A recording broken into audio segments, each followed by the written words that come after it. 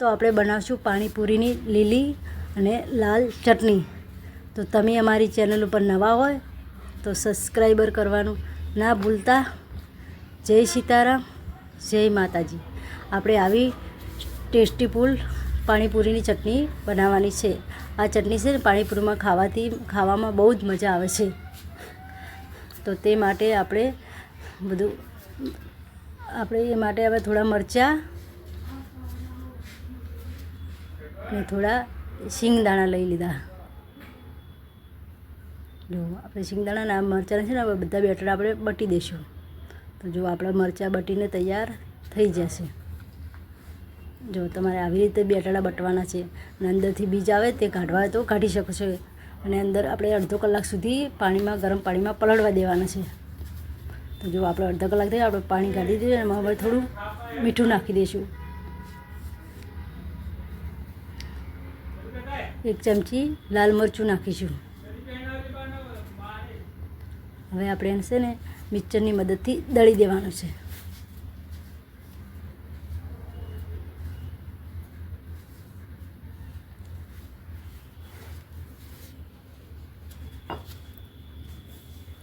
તો આપણે હવે જોઈ લઈએ આપણું મરચું દળાઈ ગયું કે નહીં. તો જો આપણે હજી દળાણું નથી. એમાં આપણે થોડું મરચું એડ કરીશું. તો હવે આપણે ફરીથી એને દળી દઈશું.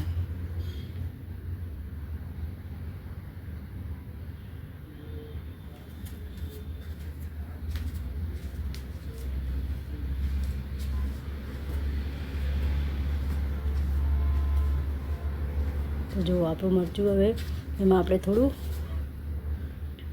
પાણી વેડીશું. પાણી આપણે થોડું માપનું જ વેડવાનું છે, વધારે વેડવાનું નથી. વધારે વેડશું તો આપણી ચટણી પાતળી થઈ જશે. તે માટે આપણે થોડું પાણી વેડવાનું છે.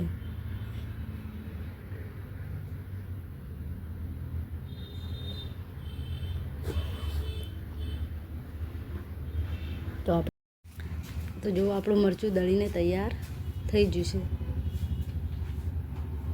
તેને આપણે હવે ચમચીની મદદથી એક વાડકીમાં કાઢી લઈશું. હવે આપણે બનાવવાની છે લીલી ચટણી. તે માટે મેં થોડા કોથમીર, મરચાં અને જે કોથમીરના ડોકળા તેલ અને ફુદેરો.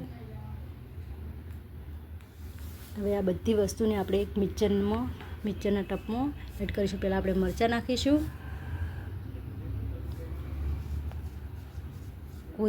કોથમીરને આપણે હાથેથી બટીને નાખવાની છે અંદર.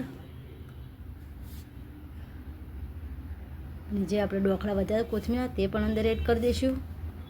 અને આપણો ફુદેલાને પણ બધો એડ કરી દઈશું. એમાં આપણે થોડું જીરું એડ કરીશું. હવે આપણે મિક્સરની મદદથી એને દળી દઈશું.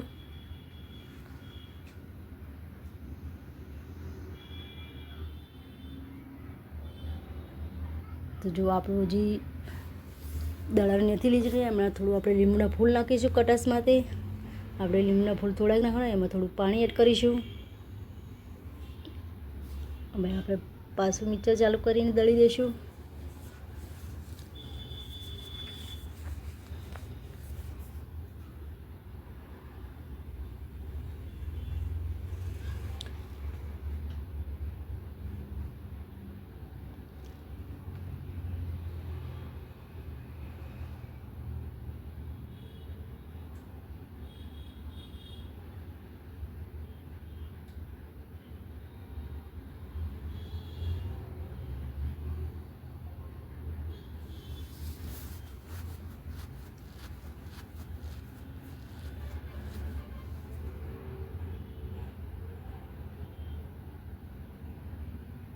એમાં આપણે થોડું પાણી એડ કરીશું ફરીથી, કે આપણી ચટણી દળવાની નથી. તે માટે આપણે ફેરથી એને થોડી વાર દળી દઈશું.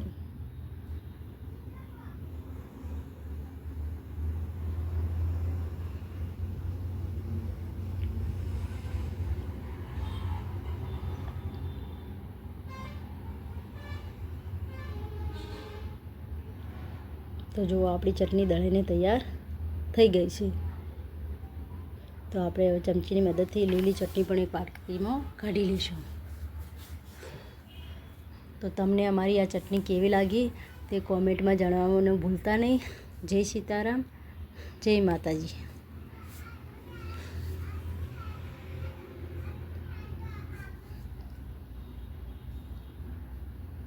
તો આપણી લીલી અને લાલ ચટણી તૈયાર છે.